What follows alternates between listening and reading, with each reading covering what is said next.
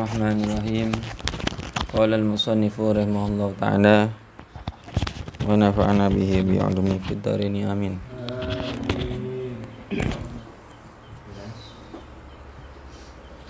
Wa man ahabba syai'an fahuwa asirun lahu wastaghni amman syi'ta fa innaka nadhiruhu. Bismillahirrahmanirrahim. Wa man lan utawi sapane wong ahabba iku demen sapa man syai'an ing suci-wici fa huwa maka utawi man asiruhu iku dadi tawanan lahu kadue man wa liqauli aliyin karamallahu wajah lan krana dawe Sayyidina Ali karamallahu wajah. Ana utawi ingsun abduman iku dadi kaulane wong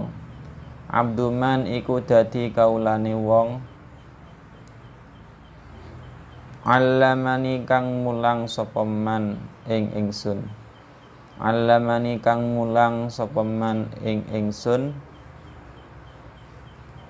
harfan ing sak huruf fa in syaa moko lamun kersa sapa man ba'ani moko ngedol sapa man ing ingsun wa insya'a lan lamun kersa sapa man a'taqani maka merdekaaken sapa man ing ingsun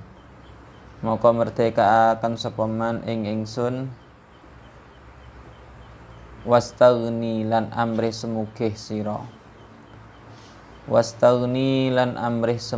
sira aman saking wong syi'ta kang kersa sapa sira fa innaka karana setuhune sira nadhiruhu iku sepadane man ai tegese iktafi ngalap cukup sira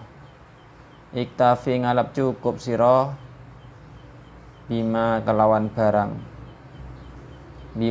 barang indaka ing dalam sandinge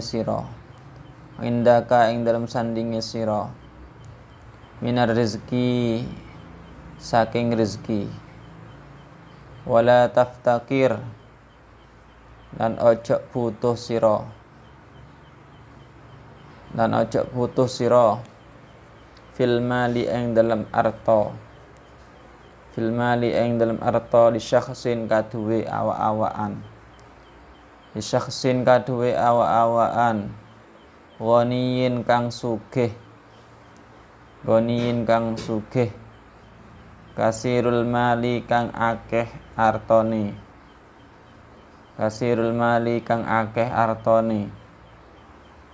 fa in lam taftakir moko lamun ora butuh sapa sira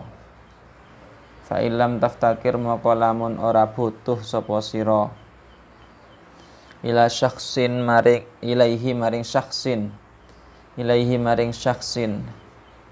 sirta moko dadi sapa sira ghaniyan iku sugih mislahu sepadane syakhsin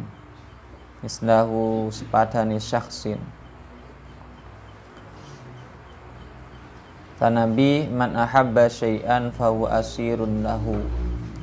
Orang yang cinta terhadap sesuatu maka pasti dia akan jadi tawanannya, akan jadi budaknya. Ini alasannya yang pertama karena hadis Nabi ini. Dan juga yang kedua, dawuhnya Sayyidina Ali, ana abduman allamani harfan fa insya'a ba'ani wa insya'a taqani. Saya ini jadi budaknya orang yang telah mengajari saya meskipun hanya satu huruf dari Al-Quran semisal. Itu saya jadi budaknya sudah. Kalau dia atau guru saya itu hendak mau menjual saya, ya terserah. Atau hendak memerdekakan saya dengan cara tidak dijual, ya terserah. Terserah guru saya. Karena saya sebagai budaknya sudah. Orang yang mengajari saya satu huruf, berarti saya ini budaknya orang tersebut, kata Sayyidina Ali. Di depan sebelumnya sudah disinggung masalah orang itu senang dengan sesuatu, ya, minta sesuatu kepada orang lain yang otomatis memang jadi budaknya. Bukan hanya sesuatu seperti ilmu saja, tidak. Harta sama, minal ilmi wal mal kan. Termasuk ilmu. Kalau kita ilmu menjadi budaknya orang yang mengajari kita ilmu, itu mulia kita. Mulia. Sebagaimana ulama-ulama kita seperti itu memang. Memuliakan orang yang mengajari kita ilmu. Tapi kalau harta, kita berharap harta sama orang lain, orang kaya, pejabat, ya, pemerintah, gubernur, Pak Kades misalnya. Kita berharap hartanya. Berharap hartanya, kekayaannya, kita merendah diri. Justru itu yang akan nanti menurunkan derajat kita. Satu, di hadapan Allah kita dihinakan. Dihinakan. Bahkan dilaknat. Orang yang menghinakan diri, merendah diri, ya, kepada orang-orang yang kaya karena kekayaannya, itu dihinakan kita. Yang kedua, pasti kita jadi budaknya. Jadi budaknya gimana? Jadi sering disuruh-suruh, ya dihinakan, direndahkan. Kalau kita semisal kadung sudah biasa mengharap pemberian orang-orang yang kaya itu, nanti kalau kita punya salah kepada orang yang kaya itu akan jadi besar yang ada pada kita. Akan jadi omongan nanti. Wong itu sering minta-minta ke saya ini. Nah, kalau sudah ketemu kesalahannya nanti, itu akan diungkit-ungkit terus. Maka jadi jadi cacat, jadi celah bagi kita. Itu kalau harta. Maka jangan sampai kita itu mengharap, meminta terlalu kepada orang-orang yang kaya. Berharap besar kepada orang sampai menghinakan diri. Justru sering kita meminta-minta kepada orang yang kaya itu akan menjadi celah kepada kita. Bukan menambah derajat kita, malah merendahkan derajat kita. Selain kita nanti mudah disuruh-suruh, dihinakan, kalau ada salahnya kita diomelin. Ya. Kita yang disinggung-singgung celah-celahnya nanti. Ini pesan diantaranya salah satu guru saya ya. Ini mungkin jadi pedoman kita bersama. Pesan guru saya ini seperti ini. Sebisa mungkin kalau pinjam uang, kalau butuh uang, jangan pinjam ke tetangga-tetangganya. Kenapa? Dijawab diterangkan oleh guru saya. Kenapa kok seperti itu? Jangan kepada tetangga-tetangganya. Jangan juga kepada saudara-saudaranya. Satu, yang menjadi akibatnya adalah hilangnya haibah. Haibah seseorang itu. Orang yang sering pinjam kepada tetangganya atau saudaranya, itu haibahnya berkurang. Yang nanti, kalau semisal dia punya salah, sedikit saja, hasil dari berhutang-hutang itu akan diungkit. Salah wis ngutang ning aku, sik kurang ajar, sik kurang gini. Wah. Akan jadi celah. Itu yang pertama. Yang kedua,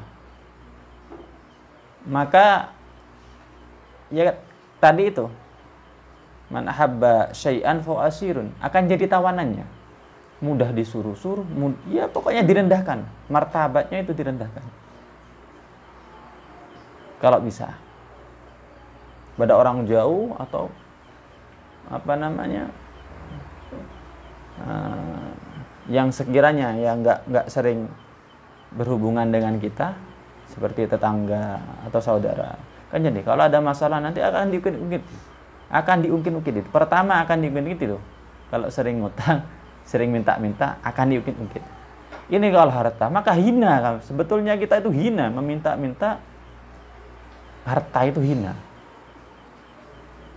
Tapi kalau kita itu memohon-mohon ilmu, jauh di atas meminta-minta ya, memohon-mohon ilmu, mengejar ilmu kita, justru itu yang akan menjadikan kita mulia.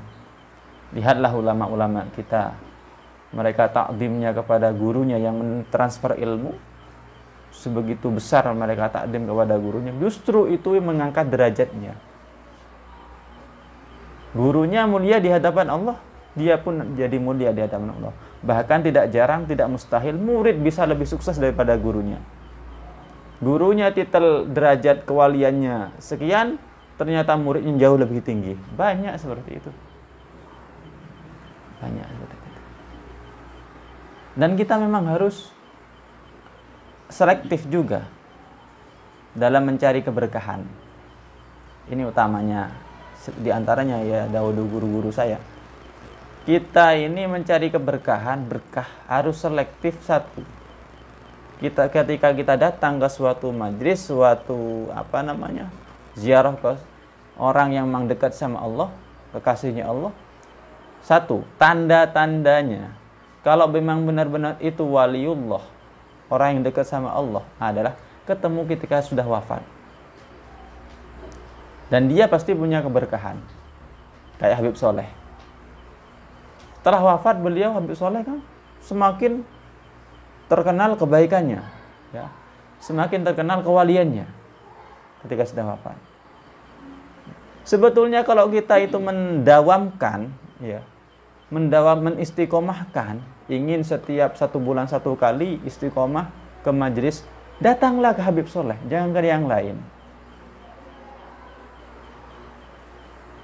Karena apa? Itu sudah jadi bukti besar. Habib Soleh itu memang walinya Allah, sudah jelas-jelas walinya Allah. Ketemunya sudah wafat. Kalau yang masih belum wafat, itu belum ketemu itu. Jangan-jangan itu karena harta, karena dunia mereka itu. Kita datang ke majelisnya, mungkin bisa jadi karena dunia, nggak karena pangkat atau karena harta atau yang lainnya. Bisa jadi seperti itu. Tapi kalau kita datang kepada orang yang sudah wafat, bisa menarik itu keberkahan nantinya. Yang jelas-jelas berkah seperti itu. Jadi harus selektif juga orang itu. Jangan mudah ikut-ikutan. Ayo ikut sana. Kita harus benar-benar bisa menyeleksi yang mana yang benar-benar membawa keberkahan itu yang mana. Otomatis yang membawa keberkahan berarti orang yang dekat sama Allah, para walinya Allah. Dan yang jelas-jelas pasti orang yang dekat sama Allah, walinya Allah adalah yang kelihatan setelah wafatnya. Habib Soleh, Habib Soleh.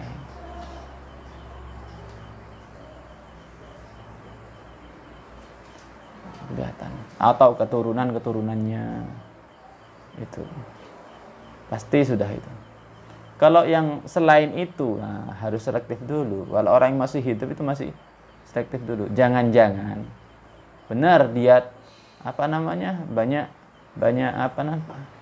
banyak muhibbinnya. Takutnya jangan-jangan juga dia itu seperti itu, ya satu karena pangkat, yang kedua karena harta. Intinya karena dunia. Karena dunia. Maka tidak akan membawa keberkahan yang seperti itu. Tidak akan membawa keberkahan. Jadi kita kumpul sama orang-orang yang seperti karena dunia seperti itu, bukan malah membawa berkah kepada kita, tidak. nggak bisa membawa berkah kepada kita. Kita harus bisa selektif sebenarnya.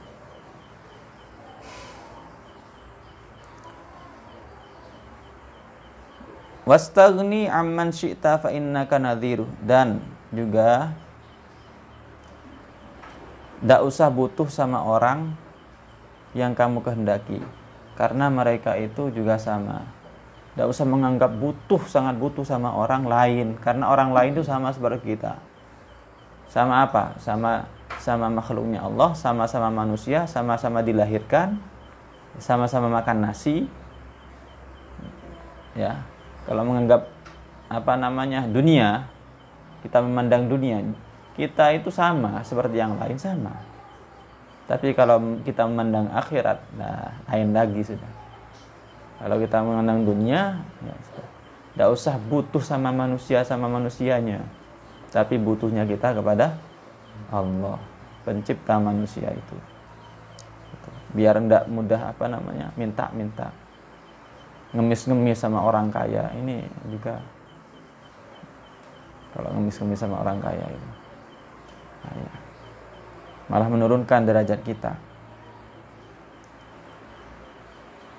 Ai iktafi bima indaka minar rizki, ambil cukup.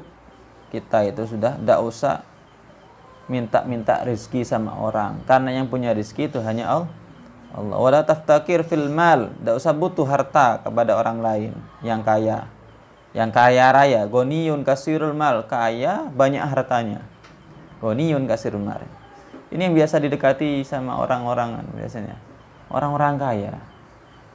Padahal yang dianjurkan oleh ulama itu mendekat sama orang soleh atau ulama. Yang dianjurkan kita itu mendekati menjadikan kumpul duduk. Intinya mendekati itu diantaranya menjadikan kumpul duduk, datang ke majelisnya, ya, senang barengi, itu orang-orang soleh dan orang-orang alim. Bukan ghaniyun kasirul mal, bukan orang yang kaya raya. Itu justru tidak bisa membawa berkah kepada kita. Justru malah nanti menjadikan kita itu senang atau cinta dengan harta. Cinta buta dengan harta itu bahaya. Gak mandang itu halal haram, nanti akan diterjang kalau sudah orang buta dengan harta.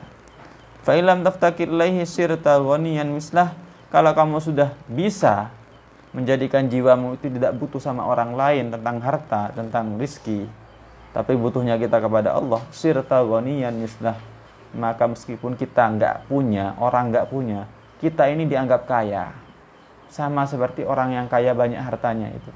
Kenapa? Orang yang kaya nggak butuh kita, kita nggak butuh dia. Sama berarti. Kalau kita butuh dia, maka jauh kita lebih rendah nanti. Sebetulnya kita itu sama orang yang miliarder itu sama sebetulnya. Di hadapan Allah itu sama. Sama-sama berarti sama-sama nggak butuh sama orang, sama manusia. Tapi kalau kita sudah butuh sama orang yang kaya, berharap ngemis-ngemis sama orang kaya, di mata Allah itu berarti kita sudah direndahkan. Rendah, hina di mata Allah. Nggak sama berarti. Hanya biar kita itu nggak rendah di mata Allah, kita nggak butuh sama orang. Atau semisal orang yang kaya itu justru butuh sama pemerintah, ingin lebih kaya, berarti dia yang lebih rendah daripada kita. Sedangkan kita nggak butuh sama orang kaya. Berarti orang kaya itu lebih fakir, lebih butuh berarti, lebih fakir daripada kita. Karena masih dia orang yang butuh. Kita itu bolehnya fakir, anjurannya fakir. Fakir itu intinya apa? Butuh. Al-fakir ilallah, kata ulama. Butuh kepada Allah itu saja sudah. Sejatinya kita fakir, kita butuh itu hanya kepada Allah.